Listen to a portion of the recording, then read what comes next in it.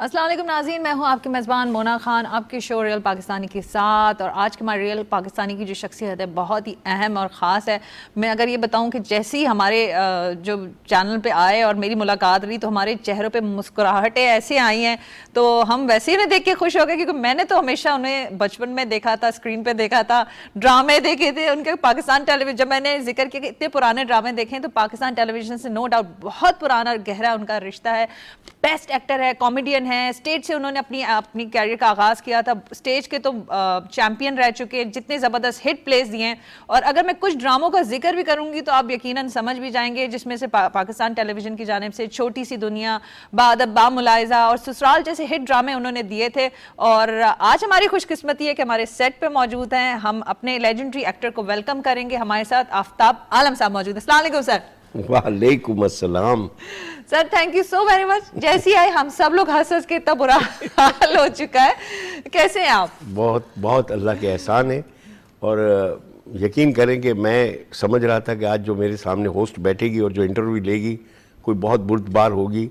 जब आप makeup room में आई तो मैंने कहा अरे, तो मैंने उस वक्त से आपको कहा गुड़िया, लेकिन आपके नाम के आगे मूना खान है तो मैं डर गया। सर, ये आपने वर्ड इतना अच्छा कहा तो आज यकीन माने दिन मेरा बहुत ही अच्छा। और अल्लाह ताला तुम्हें गुड़िया की तरह ही रखे, आमीन आमीन आमीन। बहुत शुक्रिया सर। सर, मुझे ये बताएं कि माशाल्लाह से आपने पाकिस्तान टेलीविज़न के लिए जो आपकी खिदमात रही हैं, और अभी भी जिस तरह से लोग आपको रिकॉल करते हैं आपके उन प्लेस को, क्योंकि अभी भी ड्रामे बनते हैं, बहुत अच्छे बनते हैं, लेकिन ऐसे ड्रामे जो हमारे दिमाग में क्या हमारे दिल पे जो है वो उस तरह से राज करते आए, तो उस तरह की कोई जो हमारी यादें हैं आपकी पाकिस्तान टेलीविज़न से, कुछ हमारे साथ तो प्लीज़ शेयर करें।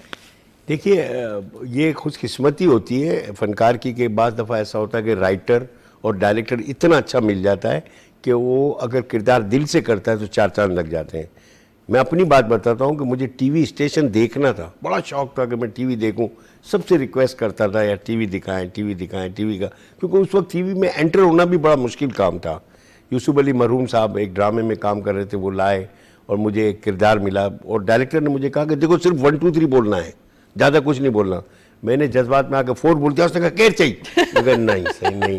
अच्छा, उस वक्त कुर्बान जीलानी थे मेरे सामने, तो मुना उन्होंने पूछा this is the way of forest. अभी तो उन्होंने पूरा फॉरेस्ट भी नहीं बोला था, मैंने 1 2 3 4। यूसुफ अली ने बोला आहिस्ता, दिल में 10 तक गिनना है। अब मैं 10 तक गिन रहा हूँ, इतनी देर हो गई। प्रोड्यूसर कहता है चात इंदो, वही ड्रामा जिसमें मैंने कलेक्टर किया जानू German, I am the one lucky artist, कि अल्हम्दुलिल्लाह आज इसको 35 साल हो गए। मुना, जब भी दुनिया में जहाँ भी मैं जाता हूँ, शो करता हूँ, एंट्री करता हूँ, लोग मेरा नाम भूल गए आफ्ताब आलम, मुझे जानू जर्मन से मुखातिब होते हैं। ये किसने किया? पीटीवी ने। तो पीटीवी मेरी माँ है। जब भी पीटीवी वाले मुझे बुलाते हैं मैं इतना खुश होकर आता हूँ कि अल्लाह ताला ने एक बार फिर मौका दिया कि मैं पीटीवी पे आया। सर, तो पीटीवी के जो ड्रामा बाअदब बामुलाइजा, ये भी बता दें कि उसने भी आपको नई जिंदगी दी थी।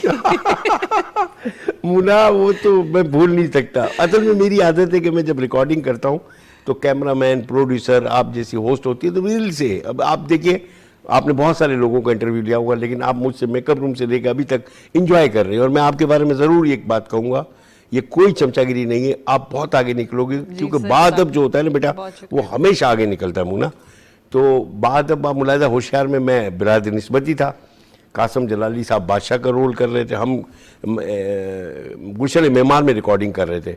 अब हम घोड़े पे बैठे हुए हैं। अब मेरी आदत है पूछता रहता हूँ ये कैसे होगा कैसे होगा। घोड़े वाले को मैंने पूछा कि घोड़ा चलता कैसे है? इसने कहा जब नाल नीचे से मारोगे घोड़ा चलेगा, और यूँ करोगे तो रुक जाएगा।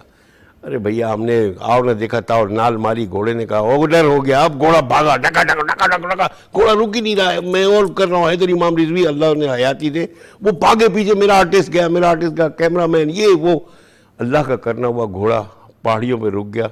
शायद उसको छलांगना नहीं आता था, अगर वो छलांगता तो मैं भी छलांग हो जाता। तो आर्टिस्ट को कभी भी बात दफ़ा गलती करता है, तो मैं इसलिए ये बात बता रहा हूँ कि ज़रूरी नहीं है कि आपको जो कहा है वो करो, सोचोगे ये क्या होगा। ताला ने आपको जिंदगी दी और ये बहुत बड़ी बात है। सर, जरा हम थिएटर भी बात करते हैं, क्योंकि माशाल्लाह से थिएटर तो खैर उस तरह से काम नहीं था, लेकिन जब हम जो थिएटर आपने आप लोगों का जो देखा ना, वो बड़ा एंजॉय किया। फिर जिस तरह से उमर शरीफ साहब जब हयात थे, उनकी जो प्लेस थे वो बड़े ज़बरदस्त थे, मोइन अख्तर साहब, इस तरह से दीगर। तो आपने उस वक़्त भी, अब तो खैर लोगों के पास सोशल मीडिया है, हर के अपने अपने मसले मसाइल हैं, जो मुस्कुराहटें बिखेरना होता है ना, बहुत बहुत मुश्किल काम होता है। मतलब मैं इतना, it's not that much easy. Stage पे काम करना मुना बहुत मुश्किल है, क्योंकि उसका रिजल्ट फौरन आ जाता है। और स्टेज पे जो आदमी काम कर लेता है, फिर उसके लिए टीवी या कोई और इदारा इतना मुश्किल नहीं होता है। नो डाउट टीवी भी मुश्किल है, लेकिन स्टेज पर, क्योंकि स्टेज पे काम करना, अब आपको एक मैं स्टेज की बात बताऊं कि स्टेज पे जो फनकार काम कर रहा होता है, अतर शाह खान काम कर रहे थे मरूम, उनका पता चला बिटवीन द ड्रामा, एक उनका ड्रामा था रॉन्ग नंबर, पता चला कि उनकी बेटी का डेथ हो गया है, लेकिन वो जब एंटर होते थे तो वही जैदी बने हुए होते थे, वही कॉमेडी होती थी। स्टेज की दुनिया में आपको कितना भी प्रॉब्लम हो, आप पब्लिक के सामने वैसे ही रहेंगे जो पब्लिक चाहती है। तो हमने स्टेज पे बहुत काम किया, बकरा किस्तों पे पता नहीं कितने, टार्जन मोइन अख्तर, बहरूपिया मोइन अख्तर, बड़े नाम वाले ड्रामे किया। बकरा किस्तों में काम किया तो हम अमेरिका थे, उमर भाई के साथ गए थे, और तो आशा जी, लता की बहन, उतरी एयरपोर्ट पर, हमारे साथ ही थी, वो दूसरी फ्लाइट में थी। वो तो हंस हंस के थक गई, और उसने कहा था आशा ने कि हम इंडियन एक्टर जब भी थक जाते हैं ना, तो आपका ये ड्रामा देखते हैं पाकिस्तान का। इतनी बड़ी पाकिस्तान के ड्रामे को क्रेडिट है। आपने मोइन भाई के बारे में पूछा, तो मोइन भाई एक ऐसा लेजेंड आर्टिस्ट थे कि उनके साथ काम करने में बड़ा मज़ा आता था। उमर भाई के साथ भी आता था, और फनकारों के साथ, लियाकत सोल्जर, शहजाद रज़ा, ये सारे जो थे ना, बेरोज़, जावेद शेख, सबके साथ काम किया। लेकिन मोइन भाई को अल्लाह करवट करवट जन्नतुल फिरदौस में जगह अता फरमाए। एक ड्रामा था टार्जन मोइन अख्तर, हम मुल्तान ड्रामा करने गए।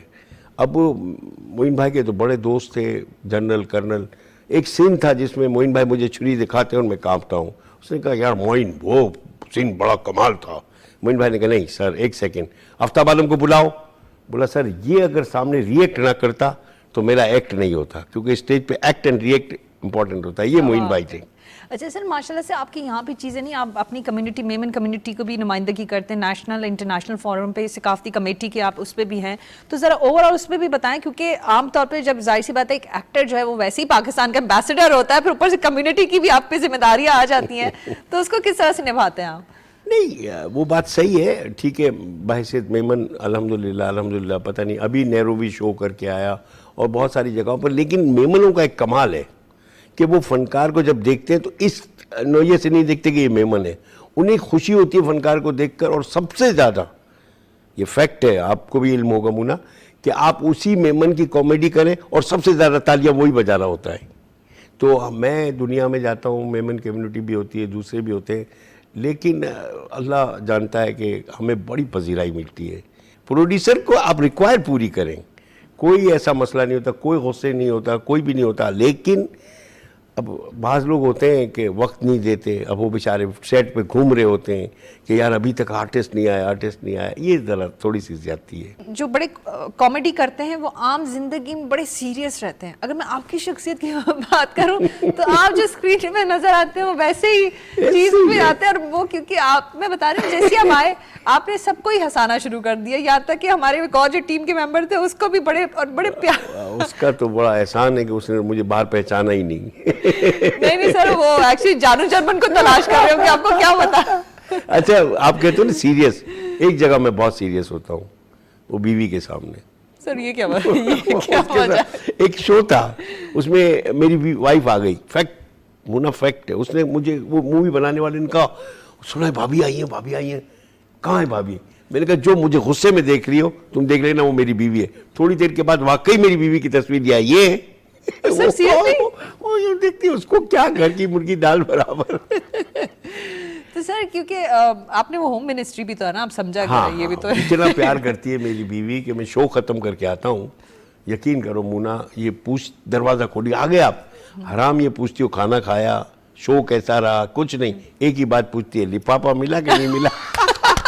बड़ा प्यार करती है, बड़ा प्यार करती है। सर देखिए, आपके हक हलाल की कमाई, तो ये भी तो एक बड़ी बात है। वो उसको ऑनर देती है, इज्जत देती है। मुना, जिसने अपनी बीवी से नफरत की वो बड़ा बदनसीब है। आपको बीवी तोहफा देती है अपनी ज़िंदगी में, औलाद। अल्लाह ने मुझे 2 बेटे दिए, 5 बेटियां दी। एक बेटा बड़ा इंजीनियर है, छोटा मेरे साथ, बल्कि ARY पे बड़ी अच्छी होस्टिंग कर रहा है, बाहर भी करता है आउटडोर, और मेरे साथ शोरूम पर बैठता है आलम मोटर्स में। तो ये अल्लाह की करम नवाजी है, 5 बेटियां, अल्लाह का करम में शादी हो गई है। तो वाइफ जो होती है ना, वो घर को संभालती है। बस कहीं कहीं ऐसा होता है कि हम सोचते हैं, अब जैसे मैं यहाँ पर हूँ, आपके साथ बातें कर रहा हूँ, हंस रहा हूँ, बोल रहा हूँ, अब मैं घर पे जाऊँगा, वो बेचारी काम से थकी हुई होगी, बच्चों से डील कर रही होगी, अब वो मेरे साथ क्या हंसेगी बोलेगी। अब मैं समझूँ कि यार मैं उधर गया था, वो तो हंस रही थी, ये तो हंस भी नहीं रही है। तो ये हमारी थोड़ी सी नासमझी है। बाकी जिस घर में अगर बीवी अच्छी हो वो घर बहुत अच्छा होता है मुन्ना। अगर मैं कॉमेडी की भी बात करती हूँ तो इस तरह के हमने जो स्क्रिप्ट पे भी देखें, ये कहीं ना कहीं मैं 50-50 का भी जिक्र करती हूँ, मतलब वो हमारी जिंदगी के ये मसले मसाइल थे जो कहीं ना कहीं हम रिलेट कर लेते थे, कहते थे अच्छा हाँ ये ऐसा हमारे साथ हो जाता है। हाँ बिल्कुल। तो असल में पहले राइटर भी इस तरह के लिखते थे ड्रामे, और देखने वाली ऑडियंस भी वो उन्हीं ड्रामों को ज़्यादा तरजीह देती थी कि यार ये ड्रामा देखना है, ये करना है। अब ग्लैमर को ज़्यादा मेरा, अच्छा हम तो प्रोफेशनली, हमें तो जो भी ले हम तो कहेंगे वाह वाह ये भी अच्छा ये भी अच्छा, हम तनकीद करेंगे तो फिर घर पे बैठे हुए होंगे। तो बहरहाल ये सच है कि मुन्ना, अब जैसे आप हो, मैंने करीब से भी आपको देखा, आप अल्हम्दुलिल्लाह अल्हम्दुलिल्लाह, ये कोई लिखा हुआ नहीं था, लेकिन अल्लाह ताला ने कितना शऊर दिया कि आप वो बातें कर रही हो जो मैं अंदर से निकाल रहा हूँ। ये कमाल होता है, ये कमाल होता है। Thank you sir. सर आपकी पर्सनालिटी ऐसी है, बंदा कोई रोक ही नहीं सकता। आप मैं हमें क्या बताऊं कि अब जैसी जो चीजें होती रही हैं तो, लेकिन सर आई होप आपको चाय तो अच्छी लगी होगी। चाय तो अच्छा ये वाइट चाय होती है जी सर जदीद चाय है। आप इस बारे में हमारे व्यूअर्स उस गहराई तक नहीं जा सकेंगे। अब मैं क्या कहूँ, मुबशिर की बात तो कर नहीं सकता हूँ ना, तो वही चाय का पानी रख गया। नहीं यार तो सर इसके पीछे भी एक बैकग्राउंड होता है जिसको हम, वही बात उस पर आना चाहिए कि हम निकाल के उसको करते एक्सप्लेन करते हैं, मतलब गहराई कितनी, कॉमेडी में भी कितनी गहराई होती है। बिल्कुल बहुत ज़्यादा होती है कॉमेडी के ऊपर गहराई में। बात दफ़ा ये होता है मुन्ना कि मैं स्टेज पर भी कॉमेडी करता हूँ, वन मैन शो कंपेयरिंग के दरमियान में। अच्छा बहुत सारी और लोगों की भी होती है, लेकिन मैं अपनी बात बताता हूँ ताकि कल ये ना हो कि मैं कोई तनकीद हो जाए कि साला ये टीवी पर बैठ कर इसने ये बात किया, ये किया, ये की। अब एक बड़ी तवज्जो से एक सुनिएगा। सर इसमें बात मान ले, इस शो में सारी बीवियां आपके हक में खड़ी रहेंगी, आप बेफिक्र हो जाए। ये आपने ग्रुप स्ट्रॉन्ग कर लिया। ये जो मैं सुना रहा हूँ ना, इसमें आप फैक्ट बता रहा हूँ कि एक मेमन कोयटा से चला कराची की तरफ, अब मेमन था पैसेंजर, सारे लोग थे, पंजाबी, पठान, सिंधी, पठान उसके बराबर में बैठा था। उसने कहा किधर जाते हैं मेमन भाई? बोले कराची। बोले यार मज़ा आ गया यार, बस तुम हमारे साथ खाना खाओ। बोले क्या हुआ? बस खाओ यार खाओ। एक काम करेगा मेमन भाई? बोले क्या? बोला असल में हमारे को सोने का बहुत आदत है और हैदराबाद में हमको बहुत ज़रूरी जाना है, हमारा डॉक्यूमेंट्स आज ही सबमिट करना, नहीं करेगा तो बहुत नुकसान होगा। तो हमसे मेमन भाई दरख्वास्त है, हमको हैदराबाद में उठा देना, अगर हम उठे नहीं तो तुम हमको उठा के फेंक देना, लेकिन हमको हैदराबाद छोड़ देना। मेमन ने कहा ठीक है। अब ये बातें करते गए, अचानक मेमन को भी नींद आ गई, उनको भी नींद आ गई, सो गए। कराची आया, भूं करके रुका। पठान ने देखा, बोले यार मेमन भाई कराची आ गया, तुमको कितना बोला था हमने कि तुम हमको वहाँ छोड़ो, ये करो वो करो, गुस्से में बेतासा बोल रहा था। इसकी बीवी ने बोला बोल दो ना तुम कि जैसे तुम सो गए थे ऐसे हम भी सो गए थे। उसने कहा अरे पागल, ये तो कुछ नहीं बोल रहा, जिस पठान को मैं उधर फेंक के आया वो मुझे गालियाँ बक रहा होगा। सर ये आपके पास इतनी सारी चीज़ें हैं, हम मज़ीद बात भी करना चाहते हैं, लेकिन पीछे से एक आवाज़ आ रही है क्योंकि जो है हम टाइम इस तरह से नहीं, बहुत कम पड़ गया, लग ही नहीं रहा था कि हम जो है कोई इस तरह के कोई इंटरव्यू हो, इस तरह से बिल्कुल एक घर वाला माहौल बना हुआ था। ये आपकी बड़ी ज़बरदस्त सी बात है। एक मैसेज दे सकते हैं, इतना टाइम है। अभी मेरा अगला सवाल ही आपसे दरखास्त थी मैसेज के लिए कि प्लीज़ हमारे देखने वालों के लिए मैसेज तो दें आप। ये दिल से मैसेज दे रहा हूँ उस नौजवान नस्ल के लिए जो आजकल कुछ ऐसा कर जाते हैं कि जिसकी वजह से थोड़ी परेशानी होती है। देखिए बड़ी तवज्जो से सुनिएगा। एक साहब ने, एक बाप ने अपने बेटे को बहुत कुछ दिया, पैसा दौलत, ये पढ़ाया लिखाया, सब कुछ अता किया। एक दिन बाप बेटा दोनों जा रहे थे, बाप ने बेटे के कंधे पे हाथ रख के कहा बेटा बताओ दुनिया में सबसे बड़ा खुशनसीब कौन है? बोला अब्बू मैं। बाप को बड़ा झटका लगा कि मैंने सब कुछ दिया और कह रहे मैं। दोबारा पूछा दुनिया में सबसे बड़ा खुशनसीब कौन है? बोला अब्बू मैं। उसने गुस्से में अब्बू ने कहा चल, और आगे जाने लगा और बोला आखिरी दफा पूछता हूँ बता दुनिया में सबसे बड़ा खुशनसीब कौन है? बोला अब्बू आप। डर गया ना, छोड़ के जा रहा हूँ। बोले डरा नहीं हूँ मैं अब्बू, पहले आपका हाथ मेरे कंधे पे था इसलिए सबसे ज़्यादा खुशनसीब मैं था, अब आपका हाथ हट गया तो मैं बदनसीब हूँ। तो ये बच्चों, आजकल की नौजवान नस्ल, अल्लाह के वास्ते अपने वालिदैन की इज़्ज़त करो। आपके वालिदैन हयात हैं तो इज़्ज़त करो, नहीं है तब भी उनके लिए दुआ खैर करो। और ये टीवी पर आते हैं ना आप ड्रामे में काम करने के लिए, आए ज़रूर आए, लेकिन ये समझ के आए कि आप उस इदारे में काम करके अपने आप को, अपने वालिदैन को, अपने घर को, अपने ख़ानदान को रोशन करेंगे, ना कि कोई ऐसा करे काम कि जिससे अल्लाह ना करे कि आपको कोई बदनामी हो। बहुत ही प्यारी बात की है सर। जाते जाते भी एक जो है बड़ा आला पैगाम दिया है, ज़बरदस्त सा पैगाम दिया है। आई होप हमारे देखने वालों तो कि ये हमारे बच्चों तो की बात समझ आए, क्योंकि वही समझते हैं एज बीइंग अ पेरेंट कि जब इंसान पेरेंट बन जाता तो फिर उसको ये समझ आती है बात कि कितनी गहरी बात है। बहुत शुक्रिया sir, wish you good luck. हमारी बहुत सारी दुआएं इसी तरह से आप भी मुस्कुराते रहें, लोगों को भी इर्द गिर्द मुस्कुराने, जिस तरह से आप मुस्कुराते रहते हैं और दूसरों को मुस्कुराने की एक प्लेटफॉर्म होता है ना किसी को, तो वो भी एक मिल जाता है। जहाँ अभी आप बातें कर रहे थे, हम सब लोग पीछे मैं देख रही थी, कहीं ना कहीं कोई मुस्कुरा रहा है, कोई क्या इस बारे में इस चीज़ को ले रहा है, ये बहुत बड़ी बात है। हमारा प्रोड्यूसर मुस्कुरा रहा है सर वो तो अब देखना पड़ेगा। क्योंकि वो नहीं मुस्कुराएगा तो फिर कॉन्ट्रैक्ट साइन नहीं होगा।